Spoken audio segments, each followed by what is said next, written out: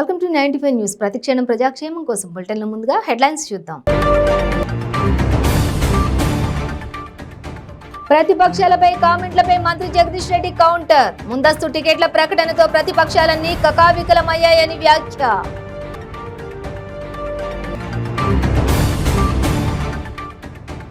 నల్గొండ జిల్లా బీఆర్ఎస్ పార్టీకి నకరేకల్ మాజీ ఎమ్మెల్యే వేముల వీరేశం రాజీనామా. వారం రోజుల్లో ఏ పార్టీలో చేరాలో నిర్ణయం తీసుకుంటానని వెల్లడి.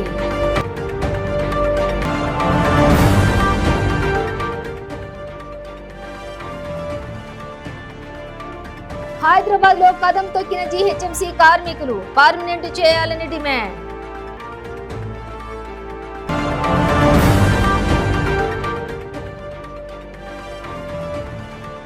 కిరాణా దుకాణాలలో గంజాయి విక్రయిస్తున్న ముఠాను అరెస్ట్ చేసిన హైదరాబాద్ పోలీసులు. నిందితుల ఆస్తులు సీజ్.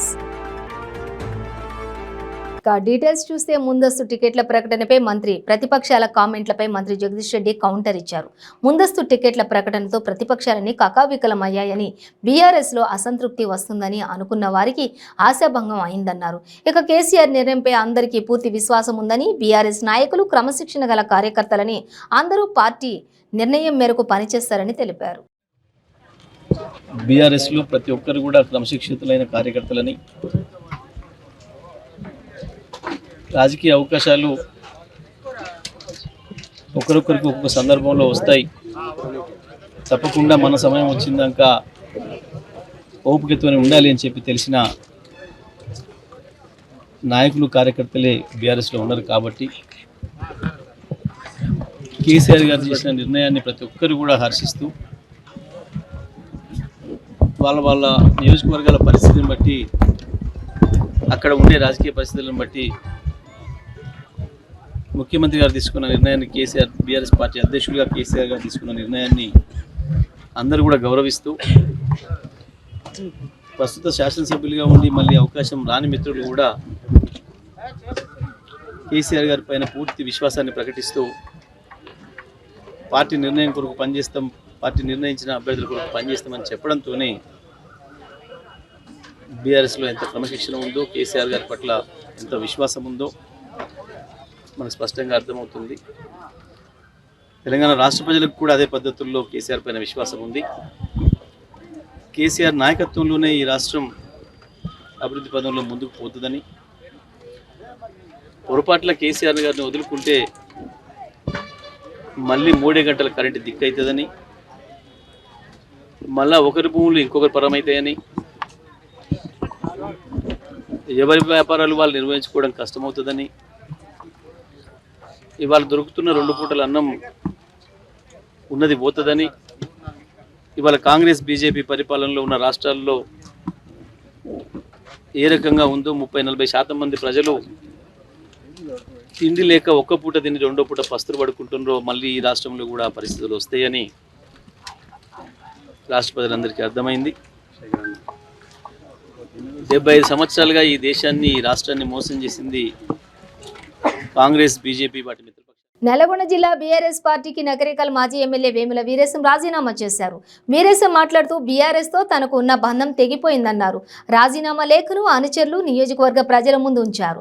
నియోజకవర్గంలో జరుగుతున్న దారుణాలపై బహిరంగ చర్చకు బీఆర్ఎస్ నేతలు సిద్ధమా అని ప్రశ్నించారు. వారం రోజుల్లో ఏ పార్టీలో చేరాలో నిర్ణయం తీసుకుంటానని అన్నారు.